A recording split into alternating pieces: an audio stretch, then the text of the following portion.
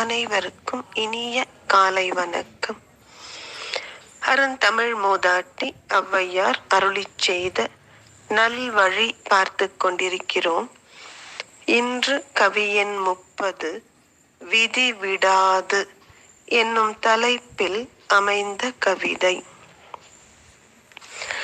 தாம் தாம் முன் செய்த வினை தாமே அனுபவிப்பார் பூந்தாமரையோன் பொறிவழியே.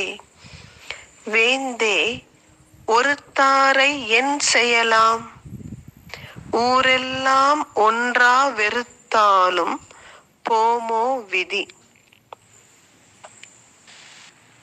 நமக்கு தெரியும், ஒரு கற்பனை இருந்தது. நம்ம பெரியவர்கள் அவங்க எப்படிதான் மக்களுக்கு புரிய வைக்கிறதுங்கிறத ஒரு முயற்சியில சில கற்பனை கதைகள். உதாரணத்துக்கு பாத்தீங்கன்னா, நாம செய்யற நல்லது கெட்டது எல்லாமே இந்த கர்மான்னு சொல்லுவோம் இல்லைங்களா. நம்ம செய்கின்ற செயல்கள் அனைத்துமே நம்ம கிட்ட பதிவாகி இருக்கு. அந்த செயலுக்குத்தான் பதில் விளைவு நம்ம அனுபவிக்கிறோம். நல்லது செஞ்சா நமக்கு நல்லது வருது, தப்பு செஞ்சா தவறாமல் துன்பம் வரும். இதை கண்டுபிடிச்சவங்களுக்கு எப்படி இதை விளக்கி சொல்றது மக்களுக்கு சயின்டிபிக் அப்ரோச் அன்னைக்கு இல்லாத காரணத்தினால ஒரு கற்பனை கதை. பிரம்மதேவன் ஒருத்தர் இருக்காரு, அவர் தான் படைப்பு கடவுள்.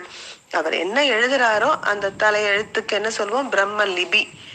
அந்த தலையெழுத்துப்படிதான் எல்லாம் நடக்கும்னு ஒரு பக்கம் கதை. இன்னொரு பக்கம் என்ன சொல்லுவாங்க, சித்திரகுப்தன் ஒருத்தன் இருக்கான், அவனோட வேலையே நம்ம என்ன செய்யறோமோ அதை எல்லாம் ரெக்கார்ட் பண்றதுதான்.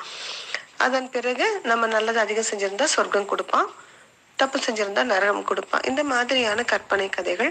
ஆனா அந்த கற்பனை கதைகளுக்குள்ள ஒளிந்திருக்கிற உண்மை பாருங்க, அதை நம்ம அலட்சியம் பண்ணவே முடியாது.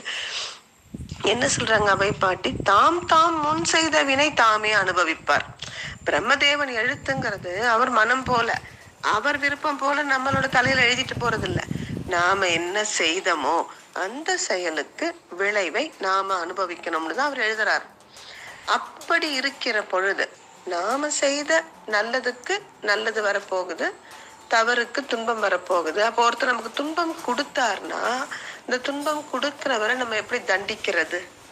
அவர் ஏன் நமக்கு துன்பம் கொடுக்கிறார்? ஏற்கனவே நாம செய்த தவறான செயல், அந்த விளைவு தான் இப்ப இவர் மூலமாக நமக்கு துன்பமாக வருகிறது. இப்ப நம்ம ஊரெல்லாம் ஒன்றா கூட்டிக்கிட்டு போய் அவரை எதிர்த்து நின்னாலும் நம்முடைய ஊழ்வினை பயன், நாம செய்த அந்த கர்மா நம்மை விடாது.